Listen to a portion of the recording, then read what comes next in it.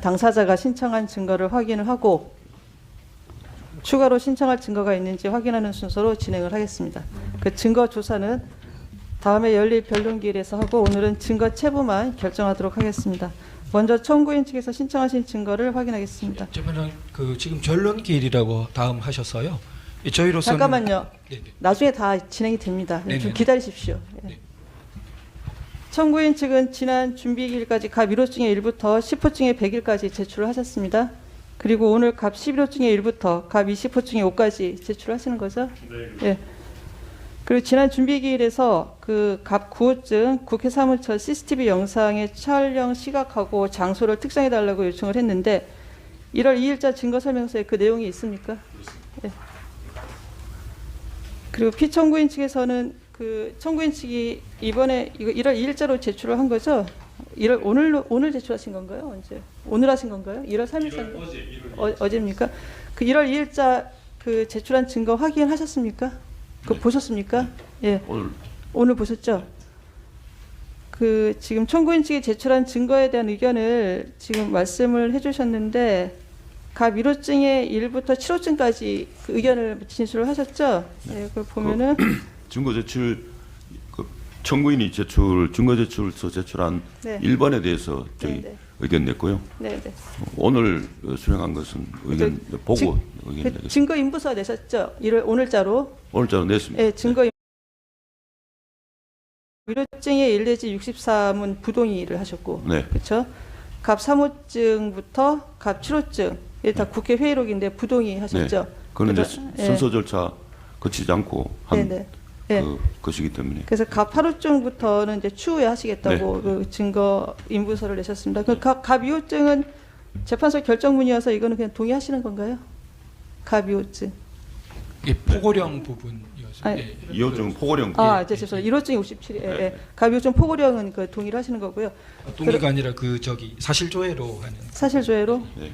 그래요? 증거가 곧 와야 될 것 같습니다. 아, 그럼 그것도 갑 2호증도 나중에 하시겠다는 네, 네. 취지신가요? 예, 알겠습니다. 그러면은 갑 8호증 이하에 대해서는 그 추후에 의견을 그 네. 증거 인부서를 제출을 좀 해주시고요. 지난 1차 준비기일에 말씀을 드렸지만 증거 체부 기준에 대해서 다시 말씀을 드리겠습니다. 헌법재판소는 그 탄핵 심판이 헌법재판이라는 사정을 고려해서 기존 선례를 통해 탄핵 심판에서 형사소송법상의 전문 법칙을 완화해서 적용을 해왔습니다. 이 사건에서도 기존 선례가 제시한 기준에 따라 증거 체부 여부를 결정하도록 하겠습니다. 그 상대방 그 당사자가 동의하지 않는 경우에도 절차적 적법성이 담보되는 범위 내에서는 증거로 채택을 하도록 하겠습니다. 그 오늘 갑 7호증까지 증거 인부를 하셨고요. 그 의견을 말씀을 하셨고 그 갑 7호증까지만 제가 증거 체부를 결정을 하겠습니다. 먼저 갑 1호증의 1 내지 56, 58 내지 63. 이거는 각 언론 기사하고 방송 보도 영상인데요. 이거는 이 기재 일시에 해당 언론 매체에서 그런 보도와 방송이 있었다는 사실, 그다음에 현장 상황을 증명하는 한도에서만, 객관적 사실을 증명하는 한도에서만 제가 증거를 채택을 하겠습니다. 그리고 갑 1호증의 57, 이건 헌법재판소 결정문이고요. 그다음에 갑 3호증의 1, 2, 갑 4호증의 1 내지 4, 갑 5호증의 1, 2, 갑 6호증의 1 내지 3, 갑 7호증, 이것들은 다 각 국회 회의록인데 다 공문서입니다. 따라서 형사소송법 315조 3호에 따라 당연히 증거 능력이 있는 서류이기 때문에 이 서증들도 저희가 증거로 채택을 하겠습니다. 그래서 지금 그러면 갑 2호증은 추후에 저희가 그 체부를 결정을 하고요. 그다음에 갑 8호증 이하도 저희가 추후에 증거 체부를 결정하도록 하겠습니다. 그리고 그 청구인 측의 사실조회 신청과 인증 등본 송부 촉탁 신청에 대해서 보겠습니다. 지난 1차 준비 기일 이후에 그 사실조회 신청서를 제출을 하셨는데요. 12월 27일자로 검찰 비상계엄 특별수사본부, 경찰청 국가수사본부 비상계엄 특별수사단을 상대로 사건본에 대한 사실조회 신청했습니다. 이거 저희가 보냈고 도착이 됐습니다. 확인하셨죠? 네. 예. 네, 도착 고시를 하고 그리고 인증등본 송부 촉탁 신청을 2024년 12월 27일자로 하셨습니다. 이때는 검찰 비상계엄 특별수사본부, 그리고 중앙선거관리위원회 과천청사, 관악청사, 선거연수원, 그다음에 경찰청 국가수사본부 비상계엄 특별수사단 상대로 이렇게 인증등본 송부 촉탁 신청을 하셨고요. 그리고 12월 30일자로 또 수사기관에 대해서 그 약간 문구를 추가하는 신청을 하셨어요. 그렇죠? 그리고 그다음에 어제자죠. 1월 2일자로 이제 그 사건 번호를 반영을 해서 국방부 검찰단, 경찰청 국가수사본부 비상계엄 특별수사단, 검찰 비상계엄 특별수사본부에 대해서 인증등본 송부 촉탁 신청서를 제출했습니다. 맞죠? 예. 제가 그 중앙선거관리위원회에 대한 3건의 인증등본 송부 촉탁 신청은 채택을 해서 촉탁서를 보냈습니다. 그리고 오늘 회신이 왔는데 이게 용량이 많아서 아직 그 당사자들께는 저희가 교부를 못했습니다. 아직 확인을 못 해보셨죠? 예, 제가 그걸 지금 용량이 많아가지고요. 아마 그 오늘 늦게라도 오후에 가능할까요? 내일 정도? 뭐 늦어도 아마 내일 정도는 그 보실 수 있도록 저희가 교부를 하겠습니다. 그 CCTV 그 영상을 확인을 하시고요. 그 필요한 부분은 증거로 정리해서 제출을 해 주십시오. 그리고 이제 수사기록 인증등본 송부 촉탁 신청에 대해서 이제 보겠습니다. 지금 피청구인 측에서 12월 31일자 절차에 관한 의견서를 내셨고요. 그리고 오늘자로 그 답변서에서 그 인증등본 송부 촉탁 신청과 관련해서 의견을 내셨습니다. 아까도 그 진술도 하셨고요. 그 저희가 그 잘 검토를 해봤는데요. 지금 그 피청구인 측 의견은 그 헌법재판소법 32조에 따라 재판, 소추 또는 수사가 진행 중인 사건의 기록에 대한 송부는 요구되어서는 안 된다라는 의견이십니다. 예. 그렇지만 저희가 헌법재판소가 신청에 의하여 실시하는 기록 인증등본 송부 촉탁은 헌법 113조 2항, 헌법재판소법 10조 1항, 헌법재판소 심판규칙 39조 1항, 40조에 따른 것으로서 헌법재판소법 32조 단서 위반의 문제는 발생하지 않는다고 판단됩니다. 그 청구인 측에서 인증등본 송부 촉탁을 신청한 수사기록은 이 사건 소추 사유와 밀접한 관련이 있고 이 사건 심리에 필요한 자료들로서 이를 받아볼 필요가 있다고 판단됩니다. 따라서 청구인 측의 2024년 1월 3일자 국방부 검찰단, 경찰청 국가수사본부 비상계엄 특별수사단, 검찰 비상계엄 특별수사본부에 대한 각 기록 인증등본 송부 촉탁 신청은 채택하겠습니다. 제가 바로 그 촉탁을 보내고요. 그리고 1월 3일자 신청과 중복되는 것들 있지 않습니까? 그것들은 다 처리를 하십시오. 예, 그 1월 3일자만 남겨놓고 나머지는 다 처리하는 걸로 정리를 하겠습니다. 예, 청구인 측은 그 기록이 촉탁이 되면 필요한 경우에 그 수사기관에 가서 기록 지정을 하시고요. 그 기록이 송부가 되면 바로 그 증거로 제출을 하십시오. 예, 그 피청구인 측에서는 오늘 그 신청하신 증거는 없으시죠? 네, 없습니다. 예. 예, 그리고 증인 신청과 관련해서 말씀드리겠습니다. 그 지난 준비기일 이후 추가 증인 신청은 없습니까? 네, 지금 네. 추가 생각하고 있습니다. 없습니까? 그래요. 피청구인 측에서는 신청할 증인이 있습니까? 입증 계획할 부분 네네. 너무 방대해가지고 네네. 저희가 아까도 말씀드린 네. 부분 마이크 들고 가시죠. 마이크 들고. 네. 입증 계획 부분이 네네. 방대해서 이번에 못 냈던 것이고요. 네네. 그래서 그 피청구인 그 입장에서는 그 저희들 그 입증 계획과 관련된 또 그 여러 가지 증거조사 계획 이런 부분과 관련해서 준비 기일이 한 차례는 꼭 필요하다 그런 증거 정리 관련 부분에서 그렇게 생각합니다. 다음 준비 기일까지 그런 부분 아까도 그 주심 재판관님 말씀하셨지만 그 부분 일응 저희가 정리해서 방대한 가운데에도 저희가 좀 줄기를 잡을 수 있도록 그렇게 해서 내고 그런 부분 입증 계획을 가지고 변론 기일에 들어가는 것이 맞지 않나 그렇게 생각됩니다. 예, 저희가 소정회로도 신청을 하십시오. 그럼 저희가 소정회에서도 채택을 하겠습니다. 소정회에서 신청을 하시면 예, 제가 채택을 하겠다고 말씀을 드리겠습니다. 재판장님, 네네. 한 말씀 네. 좀 드릴 말씀이 있는데요. 예, 예. 그 국회 회의록에 대해서 가지는 공문서이기 때문에 네네. 증거 능력을 그냥 무제한으로 인정하겠다고 말씀하셨는데요. 지금 저희들이 다투고 있는 이번 답변서의 가장 중요한 그 핵심 중에 하나가 이 소추 절차와 관련해서 국회가 국회법을 위반하고 이 절차가 잘못됐다는 주장 내용입니다. 그렇기 때문에 이 국회 회의록이 그때 국회 내에 어떤 회의가 있었다는 사실에 관한 것을 더 넘어서 네네. 공문서로서 모든 적법한 증거 능력을 가진다고로서는 저희들이 그 동의할 수 없습니다. 알겠습니다. 그 부분에 대해서는 예 만약에 그 채택하신다면 저희들 그거에 대해서 이의를 신청하도록 하겠습니다. 네. 그리고 또 하나 그 지금 청구인 측에서 아무 증거 없이 있다가 지금 소추 결의한 거 사실 국회법에 보면은 증거에 의해서 사실 조사에 따른 소추 결의를 하도록 되어 있는데 아무런 증거 없이 소추 결의를 해놓고 헌법재판소에 와서 사실을 지금 밝히겠다는 거 아닙니까 지금. 그런데 지금 여기에 대해서 오늘도 이야기가 서로가 상충되는 게 내란죄 부분에 대해서 위반 부분으로 다 빼겠다고 해놓고 지금 전부 증거 신청했는 기록들이 보면은 내란 관련해 가지고 관계인들에 대한 인정도 수사 기록들입니다. 지금 만약에 그렇다면은 지금 현재 공수처에서 피청구인에 대해서 직접 내란죄로 수사를 하겠다고 저렇게 체포영장을 뭐 발부를 해가지고 그것도 적법한지 모르겠습니다만 저희들은 위법하다고 봅니다. 네, 그렇다면 그 부분에 대해서는 예, 예. 피청구인에 대한 어떤 만약에 그렇다면 소추에 대한 그러한 어떤 증거를 채택하는 게 맞지 지금 내란죄를 철회한다고 이야기를 해놓고 그거에 대해서 인정등본을 전부 관련자들이 내란 기록을 다 한다는 것은 이 사건의 사실에 적합하지 않는 증거이기 때문에 그 채택 여부도 고려해 주시기 바랍니다. 일단 그 이 사건 소추 사유는 그 이 사건 계엄 선포 행위가 위헌 위법이라는 거 아닙니까? 그 핵심은 이 사건 계엄 선포 행위는 있었고요. 포고령 발령도 있었고. 네.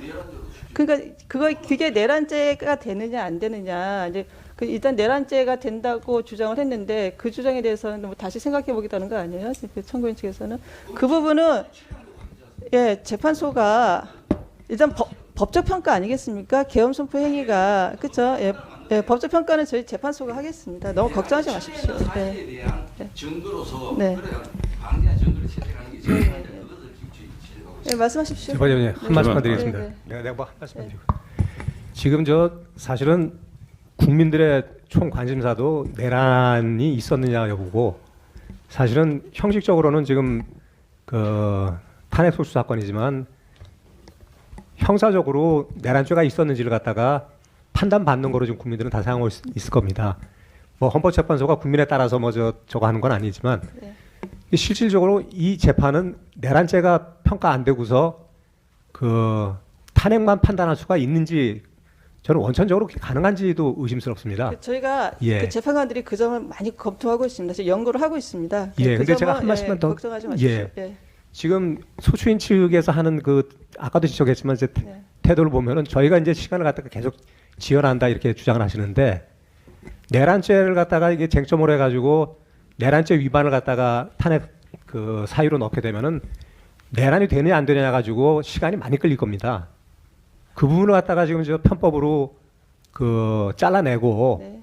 그냥 헌법 위반만 갖고서 판단받아도 뭐 저거 하겠다 이런 식으로 하면서 내란은 계속 쟁점화 시킬 거로 저희는 생각을 하고 있습니다. 그래서 그런 상황에서 저희는 가장 중요한 게 대통령이 갖고 있는 권한인 계엄 선포권을 갖다가 행사한 것이 그것이 불법이냐 이거는 뭐 사실은 너무 단순한 그 문제이기 때문에 이것이 내란죄에 해당되느냐 네. 이 부분에 대해서 증거와 네. 철저한 조사는 분명히 있어야 된다고 보거든요. 그렇습니다. 예. 예, 그 부분에 대해서 좀 그 기일을 좀 허락을 좀 해주시는 것이 알겠습니다. 저희가 그 예, 예. 빨리 끝낸다고 자꾸 그 말씀하시면 피청구인 측 입장은 이 사건 계엄 선포 행위는 적법한 계엄 선포다 이렇게 주장을 하시는 거죠? 그거는 뭐 당연한 예, 예, 얘기입니다. 알겠습니다. 잠깐만 그 부분에 대해서 말씀 좀 잠깐만 저게 지금 이게 비상계엄 때문에 빚어진 거 아니겠습니까?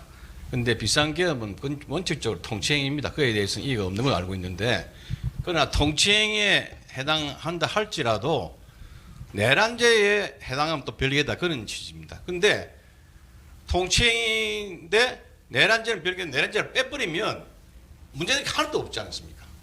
그래서 사실은 비상계엄에 있어 가지고 이게 내란이라는 것이 전제가 되어야 문제 이게 탄핵의 사유가 되는데 그렇기 때문에 그걸 포함해서 소출을 해놓고 지금 와서 나한테 빼버리면 결과적으로 실체가 없는 것이 안 되겠습니까? 그래서 이 부분은 분명히 좀 짚고 넘어가야 할 것 같습니다. 적당하게 단순히 지금 와서 헌법 위반이다. 그렇기 때문에 빨리빨리 가자. 그건 맞지 않다고 생각됩니다. 그 청구인 측에서는 지금 피청구인 주장 취지를 아시겠죠? 예, 그 부분을 잘 정리를 해주십시오. 예, 정리를 해서 서면으로 제출해 주십시오. 예, 알겠습니다. 예. 주방관님, 네네. 두 가지 말씀드리겠습니다. 그 지금 증거 채택 관련해서 증거법칙을 종전 선례에 따라서 하신다고 결정하셔서 말씀하셨는데 그 문제에 대해서 재고를 한번 요청을 드리려고 말씀드리는데 이 탄핵 심판은 물론 뭐 특별한 형사 징계 절차라고 지금 지난번 박근혜 대통령 때 그렇게 소송 지휘를 하셨는데 이게 선례라기보다는 소송 지휘라고 생각이 됩니다. 그렇게 했는데 그 형사소송법에 준용한다라고 원칙적으로 돼 있고 그리고 형사소송법 이 탄핵 심판 절차는 단순한 징계 절차의 특별 절차가 아니고 그 대한민국 국민이 모두 뽑아서 선출된 대통령입니다. 그 유일한 대한민국 국민의 유일한 대표자고 국회는 합의제 기관의 대표이지만 대통령이 국가 원수로서 대표자입니다. 그렇게 선출한 것에 대한 파면 여부를 지금 결정하는 겁니다. 그런데 그것에 대한 절차를 소추하면서 소추 절차에 조사 절차도 하지 않았지 않습니까? 그러면 저희들이 지연한다는 말씀이 아니고 재판정에서는 지난번 박근혜 대통령과 같이 그 인정동보 속탁을 받아다가는 증인 신청도 전부 배제하고 그런 소송 지휘를 했는 것은 다 알고 계신 사실 아닙니까? 그래서 이 탄핵 심판 절차는 그렇게 중요한 절차이기 때문에 그 부분에 대해서는 충분히 심리가 되어야 한다는 말씀을 드리고 그다음에 형사소송법에 개정이 됐습니다. 개정돼서 형사 절차에 있어서도 증거 동의를 하지 않으면 법정에서 증인 신문으로 하고 있습니다. 그래서 모쪼록 뭐 증거 채택은 재판장 소송 지휘의 결과를 검토해서 결과이시지만 구체적인 그 심리와 절차를 진행할 때는 그런 부분을 참작해서 해주시고 원칙적으로는 그 말씀하신 결정한 부분은 소송 지휘 부분에 결정하신 부분에 대해서는 재고해 주실 것을 한번 요청해 드립니다. 잠깐. 두 번째로 예, 말씀드릴 거는 지금 모두의 동료 변호인께서 말씀하셨습니다만 부분이기도 합니다만 이 대통령 권한 대행에 대한 이제 대통령이 직무 정지가 돼서 대통령이 직위를 유지하고 있습니다만 그 한독수 권한 대행에 대한 탄핵 소추 절차가 잘 아시는 것처럼 헌법재판소의 653쪽에 헌법재판소 발간한 책에서도 주석에서도 권한 대행에 대한 탄핵의 경우에는 대통령 권한 대행 탄핵의 경우에는 3분의 2의 의결 정족수로 되어 있습니다. 그런데 3분의 1을 302가 안 되는 것을 그 의결 정족수를 미달해서 탄핵이 됐습니다. 그럼 의결 정수 위반으로 이것은 그 무효인 상황입니다. 그래서 그 부분에 대해서는 지금 절차가 진행되고 있지 않습니까? 그 부분을 미리 판단을 하셔야만 이 재판은 그 재판이 전제가 된다는 말씀 드리는 이유가 거기에서 탄핵됨으로 인해서 그렇다면 직무대행은 지금 무효가 되는 것인데 거기 직무대행의 대행이 재판관 두 분을 임명을 해서 지금 재판부를 구성한다고 하면 그 재판부 구성에 하자가 있지 않습니까? 그러면 그 재판을 우리 지금 탄핵 심판을 어떻게 재판을 받을 수가 있겠습니까?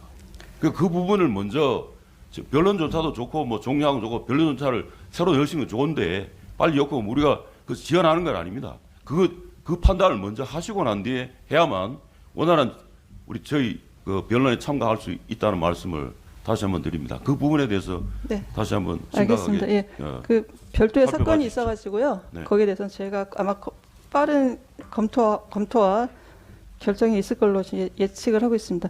지금 아까 변호사님께서 국회 회의로 증거 채택에 대해서 이의 신청을 하신다고 정식으로 이의 신청을 하시는 겁니까?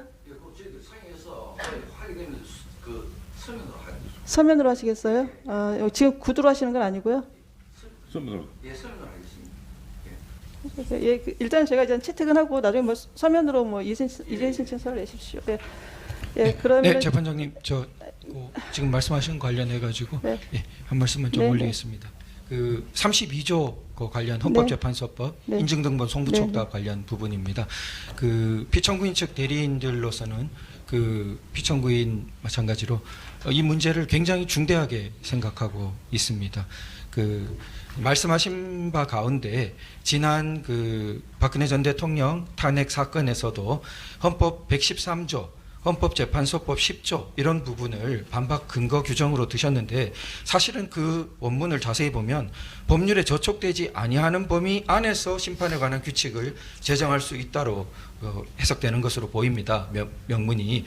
따라서 그 두 개가 지금 헌법재판소법 32조의 명문 규정을 배제할 수 있는 것으로 보이지 않고요. 그리고 그 심판에 관한 규칙 부분도 이게 그 원문 심판 규칙이 보면은 기록의 송부를 자료 제출을 요구하는 경우로서 원본을 제출하기 곤란한 사정이 있는 경우에 인증 등본을 요구할 수 있다고 규정해서 요거는 32조 본문에 해당되는 부분에 대해서 이제 원문 아니고 등본 이렇게 가는 것이지 단서처럼 명문적으로 재판 소추 수사 중인 기록은 요구할 수 없다는 그 명문 규정을 위반하는 취지가 아니고 만일 이런 명문 규정을 위반하는 취지라면 상위법에 저촉되는 위헌적인 규정이라고 볼 수밖에 없다고 생각되고요. 또 근거로 드신 형사소송법 272조 형사소송규칙 132조의 4는 문서송부에 관한 원칙적인 그냥 절차적 규정에 불과해서 이 헌법재판소법에 특별한 규정이 있는 32조보다 우선 적용해야 하는 법률이 아니라고 생각됩니다. 이것이 사실상 가지는 그 큰 심대한 의미가 있기 때문에 저희들로서는 너무나 심각하게 이 문제를 볼 수밖에 없는데요. 수사기관으로부터 송부받은 기록에 대해서 우리가 이제 탄핵 심판에서 증거채택 사실 인정을 한다면은 사실상은 청구인이 입증 책임을 지는 것이 아니라 피청구인이 위 기록 내용에 대해서 실체적 진실에 부합하는지 안 하는지 막 다투는 것을 강제하는 셈이 되어서 사실상은 입증 책임이 전환되어 버립니다. 이 입장이 완전히 바뀌어서 피청구인이 수사기록의 증명력을 탄핵해야 하는 그러한 입장에 떨어지고 이런 부분의 폐해와 문제점이 지난 박근혜 전 대통령 탄핵 심판 사건에서 너무나 나타났는데도 불구하고 지금 다시 그 문제에 있었던 소송 지휘권의 내용을 반복한다는 것은 저희들 피청구인 대리인으로서는 강력하게 이 부분에 대해서는 저희들로서는 너무나 중요한 부분이라고 생각됩니다. 피청구인의 방어권, 반대 신문권 행사를 볼 때 수사기록 인증 등본 송부 촉탁이 이루어지는 것에 대해서는 저희는 너무나 심각하게 생각하고 반대한다는 점 정말 깊이 좀 다시 한번 재고의 부탁을 드립니다. 알겠습니다. 예. 제가 일단 아까 채택은 결정을 했고요. 거기에 대해서 뭐 이의 신청서를 내신다고 하니까 제가 검토를 하겠습니다. 그럼 지금 추가 증인 신청은 없으시고요. 예, 알겠습니다. 지금 그리고 피청구인 측에서도 입증 계획서를 내신다고 하시니까 예, 내시면 제가 검토를 하겠습니다. 소정위에서 증거 신청을 하시면 저희가 그 가능한 한 채택을 하도록 할 테니까 입증 계획서를 내십시오. 예, 그러면 뭐 더 하실 거 없으세요? 예, 예. 오늘이 이제 두 차례에 걸친 준비 절차 기일을 하고 있습니다만 오늘 이제 피청구인 측에서 세 분이죠. 세 분이 새로 선임이 돼서 법정에 나오셨습니다. 그런데 지금 이제 절차를 진행함에 있어서 저희가 충분히 의견을 말씀하실 기회는 그냥 드렸습니다. 그냥 이렇게 드렸는데 어떻게 보면 약간 중복되는 부분도 있고 또 언급된 부분을 또 언급하고 이러는 것들이 지금 있는 것 같습니다. 그러니까 오늘은 준비 절차이기 때문에 그런 부분을 허용을 했지만 정식 변론에 들어가기 전에는 변론에 들어가면 미리 이야기할 부분을 변호인들께서 상의를 해서 A는 누가, B는 누가, C는 누가 이렇게 해서 중복되거나 중첩되는 식의 발언을 해서는 안 될 거라고 생각합니다. 그거는 유념해 주시고요. 그리고 재판장이 허가하기 전에는 일어나서 불쑥불쑥 말씀을 하지 마십시오. 무슨 뭐 하고 싶다고 일어나서 그냥 이거 이러면서 자꾸 말씀을 하시면 재판 진행이 너무 산만하게 됩니다. 그러니까 의견이 있으실 때는 요청을 하고 그래서 허가를 받고 그리고 답변을 해 주시기 바랍니다. 이 점을 변론에서는 특별히 더 유념해 주시기 바랍니다. 알겠습니다. 네, 오늘 그 변론 준비 기일 절차는 이것으로 마치고 다음 일정에 관하여 말씀을 드리겠습니다. 지금 일단 지금까지 두 차례 준비 기일을 통해 수출 사유에 대한 일단 청구인 측의 정리는 어느 정도 이제 이루어진 것으로 보이고요. 그 청구인 측은 그 인증 등본 송부 촉탁 신청을 한 수사 기록과 선관위 CCTV 영상을 제외한 대부분의 이제 증거들은 다 제출을 한 것으로 이제 보입니다. 피청구인 측에는 이번 준비 기일까지 답변서와 증거를 준비가 되는 만큼 제출하여 달라고 말씀을 드렸는데 아까 말씀하신 것처럼 아마 그 자료가 방대한 모양입니다. 그래서 답변서와 증거 등을 제출을 하지 않으셨습니다. 변론 기일에서도 답변서와 증거의 제출이 가능합니다. 소정위에서도 가능합니다. 피청구인 측에서는 앞으로 진행될 변론 기일에서 이를 제출하여 주시기 바랍니다. 준비 기일은 이번 기일로 마치도록 하겠습니다. 이제 본격적인 변론 절차를 진행하기 위하여 변론 기일을 열도록 하겠습니다. 저희가 1차 및 2차 변론 기일을 일괄하여 정해서 고지를 해드립니다. 1차 변론 기일은 2025년 1월 14일 화요일 2시, 2차 변론 기일은 2025년 1월 16일 목요일 2시로 각 대심판정에서 진행하도록 하겠습니다. 2차 변론 기일은 1차 변론 기일에 피청구인 본인이 출석하지 않을 것을 대비해서 정한 것입니다. 이것으로 준비 기일을 마치겠습니다. 모두 수고하셨습니다.